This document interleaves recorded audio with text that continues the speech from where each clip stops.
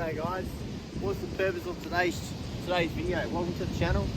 Here we are, we're obviously bogged. I've come down to do a video to basically show you how the diff locks work and why they're so good for sand driving.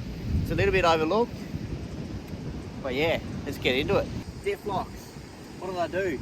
So you've basically got a differential which distributes power to the wheel with the least amount of resistance. So if you're going around a corner, the wheel that is on the outside is going to travel faster and easier than the wheel on the inside. Now where this becomes an issue is when we're bogged on the beach, and sometimes you'll get a travel in your suspension on one side because the ground is softer versus the other side. So on the beach, this can quite often happen unless you have a LSD, which is a limited slip diff. Now on the Landcruisers, these come with front and rear diff locks that don't have an LSD in the rear. You can't put an LSD in the front because obviously it'll make the steering really heavy. So the whole idea of a diff lock, basically to make the wheels lock together and spin at the same rotation. Now the reason why you can't have this on the road is because the inside wheel will be spinning at the same pace as the outside wheel around a corner, which then you get bind up and potentially break something, and it'd also be dangerous and it'd be hard to steer whilst out on the road as well. So today we've got the trusty match tracks, as well as we've got the diff locks in this beast. So we're going to get into it. Just going to show you how to use the diff locks first, and then how to help the diff locks using the match tracks as well. Right, to operate the diff locks, that's the diff lock there. In other vehicles you just have like some rocker switches or something like that. In the Landcruiser, that's the instructions here on how to use it. It does say operate diff lock at speeds below 8 miles per hour. So 5 miles per hour, 8 kilometers an hour. Yeah, so that's what they recommend to engage them at. I find best if you're having troubles engaging it and you're not stuck, the best way to do it is to basically drive and then steer like this, and this will help engage the diff lock. So that basically the wheels will rotate at different speeds to try and help the pins and stuff all line up and to grab. Right, so to operate it, it's just a push in, and that's the rear one. So you can see here that it's flashing, so that's telling me that it's not actually engaged yet. So if I was to do the whole turning thing, it'll eventually engage. Now the other way you can do it, if you are actually stuck and you have opposing wheels spinning, so wheels on opposite corner, I find that actually helps engage it as well. And then to engage the front, just continue turning all the way around to there. So you can see there, they're both flashing there, so they're both not engaged. It's pretty much the same with any electronic locker.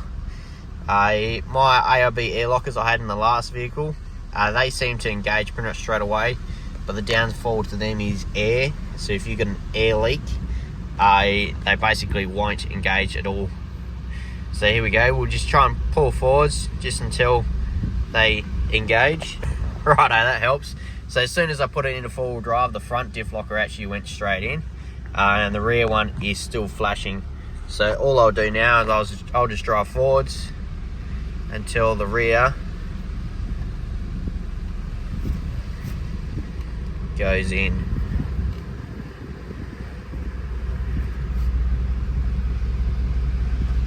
There we go. So I actually heard it click in there as well.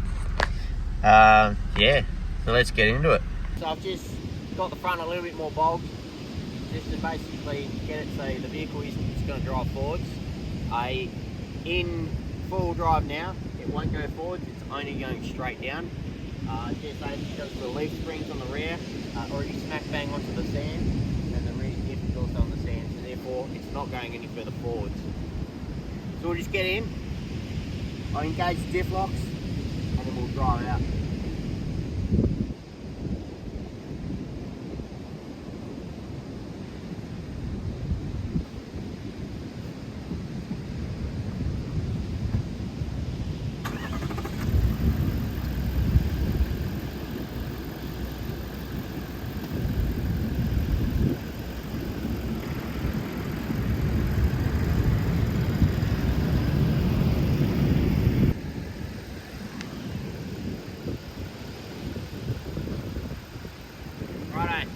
take two, because that first attempt the wheels didn't actually spin that much, so just basically demonstrate a little bit better situation. So I'm just trying to get the vehicle a little bit more stuck first, trying to make it a little bit harder of a situation to get out. Righto, so we're truly stuck now. The rear wheels are just spinning completely on both sides, left and right, driver side, passenger side. It's still in two-wheel drive. This is basically something that just basically proves that the rear diff is completely on the ground. All I'm going to do now is just engage four-wheel drive, put into low range, and then engage front and rear lockers.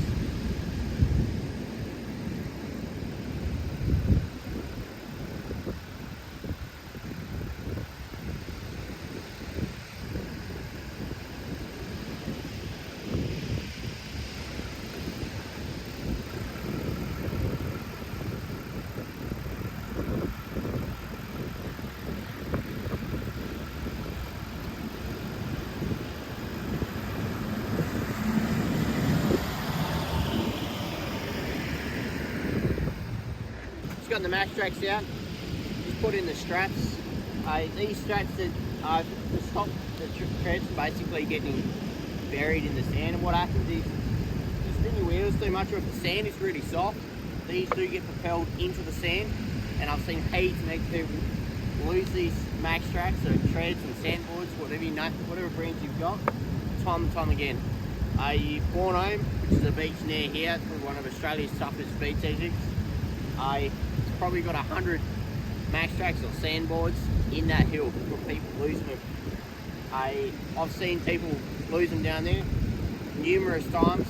Same person lost probably like 4 boards in separate occasions.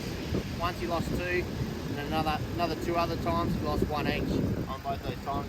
That's right. From now on, I'll always run these straps if they come with the boards, or yours don't come with them for some reason. You can always just buy a set of max track straps. I think they're like 10 or 20 bucks, something like that. Cheaper than spending it, 250 or 300 bucks instead of the MK2s. Yeah, so let's get into it. All I'm going to do, I'm going to chuck these 2 on the far side. In this situation, if you are really stuck and you've kept going for more than what I have, say the front diff is also on the ground, you can use these boards upside down, just like a shovel, basically scoop all the sand out. Do that in front of the tyres. On the Landcruisers, do it underneath the rear diff or under the leaf spring. You can clear a little bit under the front diff as well. Yeah, so I'm just going to chuck these out on the driver's side.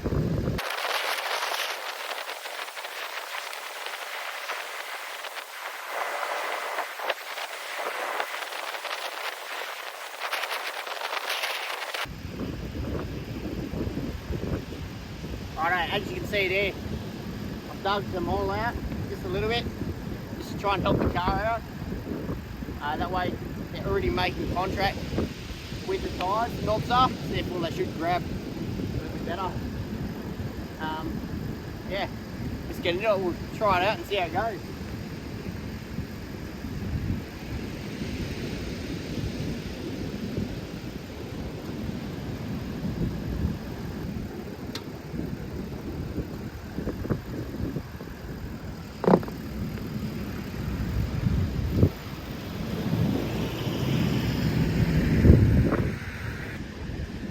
Righto, easy as that.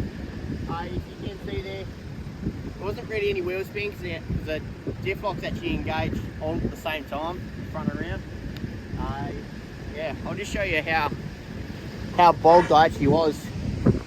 So the front, as you can see, wasn't really that stuck, but you can see here, the rear diff, she was stuck, she was on the bottom. And you can see here the fuel tank sitting on the ground, and so are the leaf springs. Yeah, it's a little bit of a decent sized hole. I've only got 265, so like a 31-inch tyre. So in terms of, to give you an idea of how deep that was, if you had 35 or something, you just chew through that, no dramas. Yeah. Oh well, that'll do us for today, and we'll catch you guys in the next video. Cheers guys.